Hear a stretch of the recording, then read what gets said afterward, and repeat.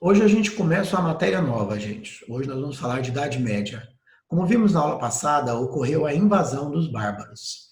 E essa invasão bárbara, ela vai alterar profundamente o cenário da Europa, sobretudo do Ocidente. A primeira coisa que eu quero que você enxergue é essa imagem que eu estou te colocando aí.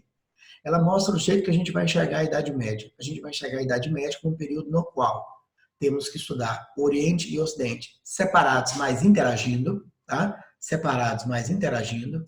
Então eu tenho o mundo oriental e o mundo ocidental totalmente separados, preciso que você enxergue isso.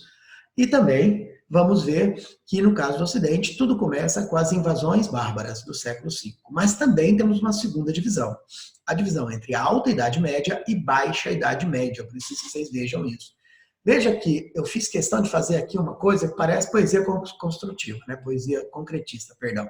Do lado de cá, você tem o tempo cronológico da Idade Média. Alta Idade Média do 5 ao 11, Baixa Idade Média do 11 ao 15. Do lado de cá, você tem o Ocidente e o Oriente. Então, o Oriente, no século V, estava virando Império Bizantino, enquanto o Ocidente, no mesmo século V, estava sofrendo das invasões bárbaras. Isso foi a aula passada. Tá? Agora a gente vai falar um pouquinho de quem eram esses bárbaros. Os bárbaros eram os não romanos, povos fora da fronteira. Esses bárbaros não tinham os hábitos, os costumes e os valores romanos. No caso específico, boa parte desses bárbaros não haviam desenvolvido noção de Estado. Viviam de forma tribal ainda. E da agricultura, da caça, da pesca e de conflitos e de guerras entre as tribos. Entre os bárbaros, o grupo que mais é importante, mas não é o único, tá? Para o processo de queda de Roma, no caso Roma Ocidental, são os bárbaros germânicos. Esses bárbaros germânicos, como vocês podem ver no mapa, entraram pelo mundo romano, que está aqui, ó. Tá? Entraram pelo mundo romano. Deixa eu pegar um apontador aqui. Entraram pelo mundo romano. A gente tem bárbaros avançando por esta área, repare o rádio azul, bárbaros avançando para a região que hoje é a França, bárbaros, entre esses bárbaros, uma tribo chamada anglos, por isso que até hoje o mundo inglês é anglo-saxão, avançando para a região da Bretanha. Tá? Eu tenho bárbaros que entraram, que conseguiram entrar até um pouco dentro do Império Romano do Oriente. Contudo, fracassaram profundamente nisso, porque foram rechaçados. Esses bárbaros vivem como tribos, tá? Eles não conhecem o Estado e eles avançam para dentro do mundo romano porque são ameaçados por outros bárbaros como os hunos, formando uma cadeia de invasão. Um dos primeiros grupos que invadiram foram os vândalos. Daí vem, inclusive, uma curiosidade. A gente gosta muito de falar disso, se você lembrar do jeito que eu dou aula. A questão da diferença entre substantivo e adjetivo. A palavra vândalo para a gente hoje está ligada a um adjetivo. Um vândalo é uma pessoa que quebra as coisas. Ela vem deste mundo. Porque quando os vândalos passaram por Roma, reparem na setinha chegando a Roma aqui, ó, eles saquearam a cidade, destruíram a cidade e foram embora. Daí para frente, toda vez que alguém fazia detonação em Roma, você dizia, você está agindo como um vândalo. E aí surgiu a palavra vandalismo, no sentido que a gente usa hoje, né, que é um adjetivo e não um substantivo. Ok? Está aqui os grupos de vândalos, de bárbaros, perdão, que eu gostaria que vocês se atentassem. Tá? Que eu gostaria que vocês se atentassem. Tá? Que era vândalos, visigodos, ostrogodos e francos. São vários outros. Eu tenho bretões, saxões, burgúndios, lombardos. Todos eles são de origem germânica. Eu estou citando esses, gente, porque esses serão importantes no decorrer da história. Então temos vândalos, visigodos, ostrogodos e francos. Alguém pode se perguntar, como é que esses caras conseguiram destruir o Império Romano se eles eram tribos e o Roma era um estado organizado? Mas é porque Roma naquele momento estava desorganizada. Vamos lembrar que Roma é destruída não só porque os bárbaros invadem. Roma é destruída porque ela, por si só, sucumbe. Ela permite que suas fronteiras fiquem abertas e os bárbaros entrem. Ela provoca um processo de desestruturação política devido à inflação, devido à crise, à corrupção. Ela provoca um êxodo urbano enorme. Então, Roma está em decadência. O germânico é a pá de cal. O germânico não destrói o Império Romano. O germânico aproveita-se da desestruturação do Império Romano do Ocidente e, ao perceber essa desestruturação, avança sobre ele, invadindo e ocupando o território. Na verdade, é o contrário, gente. Na verdade, é o contrário. É esse bárbaro que, ao entrar em Roma, vai aprender com Roma o que é ser Estado. Vai aprender com Roma como se organizar. Tá? Ou seja, ele vai romanizar-se quase. Sim, ele vai ser fortemente influenciado por esses valores romanos. Então, que outro nome posso dar eu aos reinos bárbaros? Eu posso chamar os reinos bárbaros de reinos romano-germânicos. É assim que eu gostaria que vocês imaginassem. Que esses bárbaros invadem a região, ocupam a região, aprendem que os romanos não são de Estado, absorvem parte da cultura romana, vão ser cristianizados e vão formar reinos. Reinos que misturam os valores romanos com os valores germânicos, os reinos bárbaros. Tá? Dentro desses reinos bárbaros, os vândalos vão se fixar no norte da África. E aí eu vou te mostrar agora no mapa. Tá?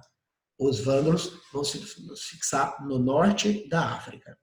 Os visigodos, como você pode perceber, estão nessa área todinha aqui, mas eles vão acabar sendo empurrados e concentrando nesta área que se chama de Península Ibérica.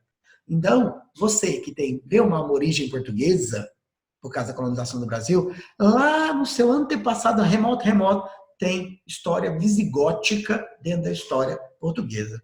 Então, vândalos no norte da África, visigodos da Península Ibérica. Os ostrogodos podem aparecer em prova para te ferrar. Por isso eu coloquei esse mapa em vez de colocar um mapa mais simplista. Tá? Reino de Odoacro é um reino que surgiu assim que iniciou as invasões bárbaras no século V. É um reino que ocupou a área do Papa. Logo depois, mas assim, ainda no século V, os ostrogodos que estão aqui, tá vendo? Invadem o reino de Odoacro. Portanto, quando alguém fala para você de ostrogodo, pense que eles estão na Península Itálica. Tá? Eles vão dominar o reino de Odoacro e formar o reino dos ostrogodos. E os francos que estão aqui, tá vendo eles? Ó, vão expandir e dominar toda essa área, que corresponde aqui a um pedaço da França, parte oriental francesa, e essa área de cá, que vai desaparecer, o reino de Borgonha, o reino de Siagrio, vai desaparecer e vai virar tudo o reino dos francos.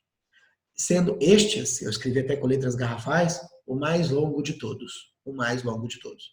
Então, quais são? Vamos repetir? Quais são os 4 reinos que eu tenho que realmente lembrar? O reino dos vândalos, que está no norte da África, o reino dos visigodos, que está na Península Ibérica, o reino dos ostrogodos, que vai dominar a Península Itálica, e o reino dos francos, que hoje é a França. Tá? O que é que eles terão em comum? Todos são de origem germânica, todos vão se organizar como monarquias, e todos, em maior ou menor grau, vão se converter ao cristianismo, perpetuando a influência e o poder da Igreja Católica na Europa Ocidental. Tá? Enquanto do lado de cá, o reino dos bárbaros estão nascendo, reino dos visigodos, reino dos suevos, reino dos burgúndios, reino dos anglo-saxões, tá? Sendo que eu vou pedir para você lembrar desses 4, enquanto esses reinos estão nascendo e se formando, olha o que tem aqui do lado, ó. Império Bizantino, mantendo a ordem territorial e política do Império Romano do Oriente. Tá? É o Império Bizantino. Esse Império Bizantino, ele tem que ser observado, mas aqui, gente, nós vamos separar o joio do trigo. A chance de cair essa parte de reinos bárbaros que eu te falei é muito maior do que cair o Império Bizantino. A parte mais provável de cair do Império Bizantino ou é a história da arte, que vocês ainda vão ver e estarão vendo, não é? Onde vai estar falando sobre os mosaicos, sobre a arte bizantina, ou caiu o expansionismo bizantino. Mas para falar disso, a gente tem que tocar em alguns assuntos importantes, mas que a incidência é pequena. Aqui, ó. O Império Bizantino tem como capital, obviamente, Constantinopla ou Bizâncio. Diferente do outro lado, que formou reinos fragmentados, ele era totalmente centralizado e ainda herdando do Império Romano do Oriente, do mundo romano, era altamente comercial. Era uma base comercial fundamental. Tá? Controlava praticamente todo mundo ali da Grécia, hoje, até o Oriente Médio. Tá? Isso era tudo Império Bizantino. Tá?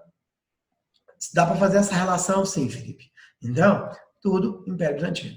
A resistência às invasões bárbaras, porque as fronteiras estavam fechadas. Tudo isso aqui é matéria já vista. Acontece que o Papa estava na Itália. enquanto o imperador estava em Constantinopla. E por isso o imperador se autodeclarou o chefe da igreja católica apostólica romana. E, obviamente, se incomodou o Papa. De forma que, durante toda a história do Império Bizantino, em maior ou menor grau, há uma tensão entre o Papa e o imperador. Essa tensão vai levar, por exemplo, o Papa a ser influenciado pelo imperador, ao ponto do imperador determinar o que o Papa tinha que fazer. Chamamos isso de cesaropapismo. César, né, os imperadores de Roma, papismo. Ou interferem no próprio Papa, ou agem como se fossem o Papa e o chefe da igreja. Isso mostra uma tensão crescente, cada vez maior, entre a Igreja Católica, representada e liderada pelo Papa, e os imperadores do Império Bizantino. Tá? É justo lembrar também que esse Império Bizantino construiu uma coisa que é uma grande herança para os dias de hoje. Lembra que o direito romano era importante? Porque o direito romano era uma das primeiras bases da ideia do direito, no sentido de reciprocidade, de justiça, de direito à defesa. O imperador romano Justiniano pegou esse direito e mandou reformá-lo, estabelecendo que existe direito para a questão criminal, quando as pessoas matam alguém, e direito para as relações entre as pessoas. O direito para a relação entre as pessoas é chamado de direito civil hoje, por causa desse documento, ó, o Corpus Juris Civilis, que é o primeiro código de direito civil do mundo. Eu vou repetir isso porque nenhum de vocês tem que ser especialista em direito, não é? No mundo de hoje tem vários direitos: direito tributário, direito trabalhista, direito civil, direito criminal. Tudo começou em Roma, quando Roma criou a ideia do direito romano. O que o Justiniano fez, foi estabelecer que aquilo que era direito tem a relação entre os homens controlada pelo Estado, que é se você matar alguém, se você roubar um grupo de pessoas. Isso é criminal. Mas tem também as relações entre as pessoas, que é quando você fez um combinado com alguém, a pessoa não cumpriu, ou quando a pessoa prometeu te pagar uma coisa e não pagou. Isso é civil. E aí ele criou o primeiro corpo de direito civil do mundo. Praticamente toda a história da humanidade daí para frente vai sempre entender que tem que ter um código de direito civil. Tá? E, claro, não precisava nem dizer que o Império Bizantino é fortemente influenciado pelo Oriente, sobretudo pelo Egito. Tá? E aqui eu vou te apresentar uma das coisas mais bonitas já construídas no Império Bizantino. A Igreja de Santa Sofia, de claramente estilo bizantino. A ideia de ser majestosa, a ideia de ser uma catedral enorme, tá? Muito visitada no mundo hoje. Está aqui a imagem dela, obviamente fica na Turquia, não é? A Igreja de Santa Sofia. Tá? Olha o interior deste monumento. Isso aqui é uma obra de arte em forma de prédio. Não é um prédio que tem obra de arte. É uma obra de arte em forma de um prédio. Olha os detalhes e a riqueza de detalhes da Igreja de Santa Sofia, uma das obras, uma das catedrais mais visitadas no mundo até hoje. Isso é arte bizantina. Vitrais, mosaicos, tá? Caracterizam a abóbada dourada da Igreja de Santa Sofia. Mas isso aqui eu vou deixar para o seu professor de arte, que obviamente é muito melhor do que eu nesta transição. Tá? E uma citação, não é para esta matéria nossa agora, mas eu vou citar para a gente deixar isso amarrado para eu usar depois. Lembra que eu falei para vocês que o imperador e o papa cada hora se estressavam mais? No final da história medieval alta, né, que é a Alta Idade Média, indo para baixo, por volta do século XI, as relações se tornaram insustentáveis e o Império Bizantino, então, rompeu com a Igreja Católica. É a primeira vez que a unidade católica romana é quebrada. Lembre-se que a gente falava dos concílios. Eles criaram a Igreja Católica Apostólica Romana. Una. Agora, existem duas igrejas católicas. Existe a Igreja Católica liderada pelo Papa, que está lá na Itália, e a Igreja Católica liderada pelo Imperador Bizantino, que está lá em Constantinopla. Igreja Católica Apostólica Romana, Igreja Católica Ortodoxa. Tem uma diferença fundamental entre elas, gente, para quem entende um pouquinho de cristianismo, tá? A Igreja Católica Apostólica Romana vai se basear nos ensinamentos de Pedro, que era o líder dela, o apóstolo Pedro. Por isso, o Papa é Pedro Apóstolo. A Igreja Bizantina, que é essa Igreja Católica Apostólica, que é a Igreja Católica Ortodoxa, adotou os ensinamentos de Paulo, do apóstolo Paulo. dos livros de Paulo. E é por isso que ela é bem mais conservadora, é bem mais ortodoxa, tá? É bem mais ortodoxa. Ok? Até aí? Cisma do Oriente é a primeira vez que a Igreja Católica perde parte da sua estrutura, que vai virar a Igreja Católica Ortodoxa, que será governada e administrada pelo Império Bizantino a partir do século XI. Chato? Bom, estabelecido isso, o que a gente tem que entender agora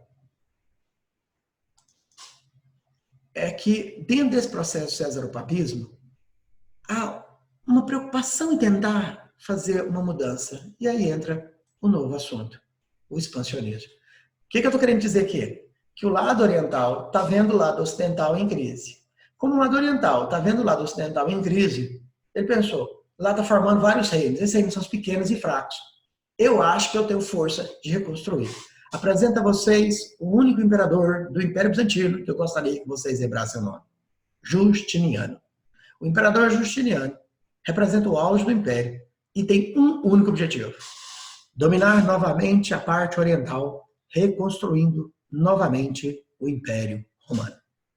Ele começa uma política expansionista. Está aqui o mapa. Eu queria que vocês agora olhassem bem para esse mapa. Eu vou, de novo, destacar algumas coisas nesse mapa. Quem estava aqui eram os vândalos. Repare que isso que está de cor de rosa é o Império Bizantino original.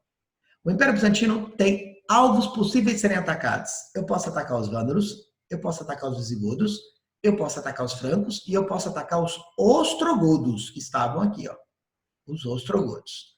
A minha pergunta é, se você estivesse jogando War comigo e fosse dono de todos os exércitos dessa região e eu estivesse presente nessas 4 áreas, qual seria a área que com certeza você não atacaria primeiro? A resposta é óbvia, os visigodos. Não tem jeito de você me atacar. E você tem 3 possibilidades. Você pode atacar os francos, você pode atacar os ostrogodos e você pode atacar os vândalos. Mas se você, imperador bizantino, está tendo atrito com o Papa, é claro que a gente já sabe qual que é o primeiro lugar que você vai pensar em atacar. Você vai pensar em atacar os ostrogodos. Porque você, ao atacar os ostrogodos, vai assumir o controle do Império, da Igreja Católica e ainda vai simbolicamente fazer uma coisa que eu espero que você esteja entendendo. Se eu quero reconstruir o Império Romano, seria muito legal se eu dominasse Roma. Por isso, o Império Bizantino invade, primeiro, esta área e domina os ostrogodos. Fim do reino dos ostrogodos. Então, o reino dos ostrogodos é um reino curto, efêmero. Ele surge no século V e é ocupado no século VI. Ele não tem longa duração. Não satisfeito de ter dominado os ostrogodos, repare que eu também estou dominando os vândalos. Ó, estou ocupando o reino dos vândalos. E depois vou atravessar o Estreito de Gibraltar e vou começar a ameaçar os visigodos. Só que aí, o Império Bizantino já não está mais no século VI. Já não é mais o Justiniano I. São seus sucessores, os Justinianos, que estão fazendo essa expansão. Já venci o reino dos ostrogodos, já estou dominando o reino dos vândalos e estou avançando para o reino dos visigodos. Mas estou no século VII. E aí, nesse século VII, uma coisa me atrapalha. Esse século VII vai ser bastante atrapalhado por um outro probleminha. Alguém aparece no cenário histórico. Quem que vai aparecer no cenário histórico? Um homem que diz que via Deus em todos os lugares. O Império do Oriente, no seu expansionismo, busca reconstruir o Império Romano, mas tem que enfrentar um novo adversário. Nasce o movimento árabe. Até o século VI depois de Cristo, a Península Arábica não tinha Estado. Para quem não entendeu, gente, eu estou mudando de assunto.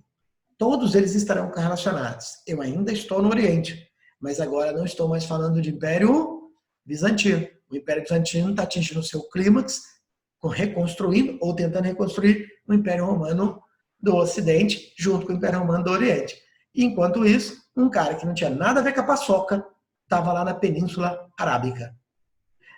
Antes de falar deste homem, que todo mundo conhece o nome dele, chama Maomé, a gente vai dar uma olhada em como que era o mundo arábico antes de Maomé. Como é que a gente vai chamar essa matéria? Península Arábica pré-Maomé. Meio óbvio, né? Pré-Maomé. Até o século VI depois de Cristo, a Península Arábica era formada por tribos. Não tinha Estado. Essas tribos eram divididas em dois grupos didáticos. A gente está fazendo a divisão só didática.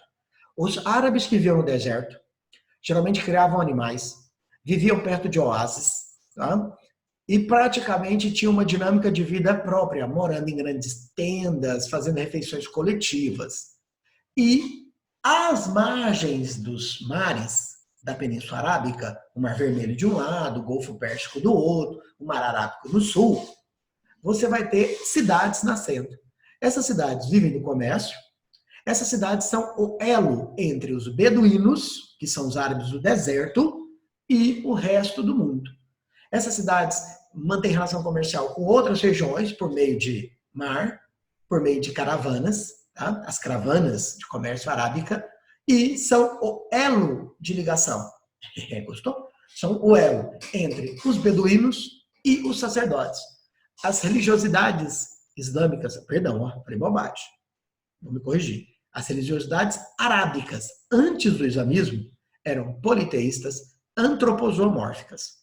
E eu, como árabe do deserto, só poderia cultuar os deuses quando ia na cidade. Eu ia na cidade vender meu mercado, vender meu camelo, meu dromedário, meus animais, ia comprar tecido, qualquer outra coisa que eu precisasse, e ia pagar as oferendas aos deuses e comungar com os sacerdotes. Este era o papel dos árabes urbanos. Os beduínos, gente, são uma construção que existe até hoje. São essas imagens que você vê de quando você tem caravanas de dromedários, camelos, etc., pelo mundo arábico. Tá? E aqui você tem uma imagem da Península Arábica, que eu espero que todo mundo domine, mas que eu tenho certeza que se você não dominou, tem que dominar a partir de agora. Mar Mediterrâneo, aqui está o Egito. O nome dessa área que você está vendo aqui, ó, que tem uma pontinha, ó, é Península do Sinai. Tá? Hoje, aqui que é a faixa de Gaza, ó, gente. Gaza existe desde a Idade Média. Você tem aqui a Península Arábica. Esse mar é o Mar Vermelho, tá aqui, ó. Rouge, é o Mar Vermelho. Tá? Esse é o Golfo Pérsico e aqui é o Mar Arábico. A Península Arábica é essa área. Hoje tem um monte de países aí. Hoje aqui tem Arábia Saudita, Emirados Árabes, Amã, Bahrein, Catar, Kuwait. Tá? Aqui em cima tá o Kuwait. Oman. Na época, isso aqui não tinha estado formado. Você tinha centenas de tribos e repara naquilo que eu te insisti em dizer. Ó. As cidades são basicamente litorâneas. São litorâneas, tá bom? E vivem do comércio e tem uma relação simbiótica com os beduínos. A maior parte da população arábica são de beduínos nesse momento. As cidades não são enormes. Algumas são grandes, mas não são enormes. A cidade maior deste mundo era essa aqui, ó. Esta era a maior cidade deste mundo. O nome dela, você conhece com certeza, é Meca. Tá? É Meca. Meca era o maior centro religioso da Arábia antes do islamismo se instalar. E continuará sendo depois. Esses árabes faziam essa relação aqui. E aí, de repente, me aparece um cara para atrapalhar isso. Estou aqui colocando slide só para insistir naquilo, né? Centro comercial, centro religioso, politeístas, acreditavam em vários deuses. Entre os deuses, tinha uma pedra negra. A pedra, chamada Kaaba, era um deus. As pessoas iam para lá para fazer oferendas e se aproximar do Kaaba. O principal grupo religioso da época eram os coraixitas. Mas não acredito que você tenha que decorar isso. Né? São os coraixitas. E entre esses coraixitas, tinha um de baixo escalão que deu sorte e se casou com uma viúva comerciária muito rica. Ele era um jovem, né? Um jovem árabe da família Quraishita, só que sem grande influência. Ele era baixo clero, tá? Para quem está entendendo o que eu estou dizendo, não era realmente do poder dos sacerdotes. Mas ele se casou com uma viúva muito rica e começou a fazer comércio. Ele ia na Síria, leva mercadorias e buscar, ele ia na Grécia, ele foi muitas vezes na Turquia. E no meio dessas viagens, ele conheceu duas fés. Ele conheceu a fé judaica e a cristã. E de acordo com a tradição, quando ele tinha 40 anos de idade, ele teve a revelação. Ele recebeu o seguinte recado de Deus: Eu sou o único Deus, eu sou a verdade, eu sou a salvação. E todo aquele que for submisso à minha vontade será salvo. O único Deus que existe é Alá, e você, Maomé, é o meu profeta. Sua função é explicar a todo mundo que eu estou propondo um novo pacto. Repare bem aí, ó. É um pacto novo. Portanto, outros pactos já foram tentados. Isso está na tradição islâmica. O islamismo não nega a história de Jeová, lá dos hebreus. Ela só diz que Deus tenta várias vezes avisar aos seus fiéis como que tem que ser. E que Maomé é o último profeta. É o último que vai fazer isso. Fiz com Abraão e agora estou fazendo com você, Maomé. E você é o último. Então, avise para as pessoas. É a última chance que eu dou para a salvação. O islamismo está nascendo. Maomé começa a falar disso em Meca. Falar uma nova igreja não é problema, tá? Agora, para a gente encerrar por hoje, deixando um ponto amarrado para a gente falar de islamismo na aula que vem, adivinha quem ficou puto? Quando Maomé virou e começou a falar de um outro Deus, os corachitas falaram, Maomé, que massa, mais um Deus, vamos fazer um templo para ele. Maomé falou, não, amigo, você não entendeu, não é mais um Deus, é o Deus, ele chama lá. Os caras falaram, só eu. Falou, você é um falso profeta, você é um falso sacerdote, e só tem uma solução para você. Abandone a tua fé e seja submisso a Alá. Se você fosse um corachita, o que você pensava em fazer? Matar Maomé. Maomé está tentando ameaçar seu próprio ganha-pão. Maomé está questionando sua própria existência. Por isso, a tensão com os sacerdotes levou à tentativa de assassinar Maomé. Ele foi avisado e fugiu para uma cidade próxima chamada Iatrebe. O nome deste episódio é Égira, a fuga de Maomé de Meca, que é considerado o início do calendário islâmico. O que nos leva à matéria seguinte, islamismo. A nossa próxima aula